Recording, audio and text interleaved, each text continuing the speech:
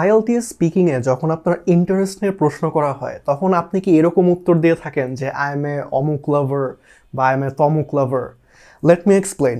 ধরেন আমি আপনাকে প্রশ্ন করেছি, do you like reading books? Okay, very simple question. আপনি খুবই সিম্পল একটা অ্যান্সারও দিলেন, yes I am a book lover. এইভাবে বলা ভুল না, কিন্তু এখানে একটা সমস্যা হচ্ছে যে এখানে আপনি প্রপার ল্যাঙ্গুয়েজ ইউজ করতে পারছেন না এবং আপনি এক্সামিনারকে এইটা বুঝাচ্ছেন যে আপনি অ্যাকচুয়ালি ওইটা নিয়ে খুব একটা আগ্রহী না।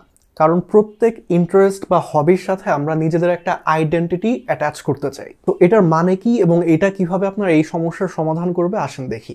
যখন কেউ কোনো একটা বিষয় নিয়ে ইন্টারেস্টেড থাকে তখন সে নিজেকে কোনো একটা আইডেন্টিটি দিয়ে এটা মানুষের সামনে প্রেজেন্ট করার চেষ্টা করে। সো একটু আগে আমরা যে বুক লাভার বললাম, আমরা বাংলায় কি বলি? বই পড়ুয়া। এটার জন্য ইংলিশে একটা ওয়ার্ড আছে বুকওয়ার্ম। এটা প্রবাবলি অনেকে আপনারা জানেন। সিমিলারলি যে হচ্ছে ওয়ার্কআউট বা ফিটনেস নিয়ে আগ্রহী তারা তাদেরকে ফিটনেস লাভার না বলে ফিটনেস ফ্রিক বা জিম র্যাট বলতে পারে। সো আপনি যদি এভাবে ইন্টারেস্টগুলোর উপর অ্যাকচুয়ালি একটু ঘাটাঘাটি করে দেখেন যে যারা কোনো একটা বিষয় নিয়ে এনথুজিয়াস্টিক তারা নিজেদেরকে কি বলে থাকে, তখন আপনি এরকম কোয়েশ্চেন করা হলে আপনি আরও ভালো মতো অ্যান্সার দিতে পারবেন। তাহলে এরকম স্পেসিফিক ভোক্যাবুলারি ইউজ করে আপনি আপনার মেসেজটা কনভে করতে পারবেন।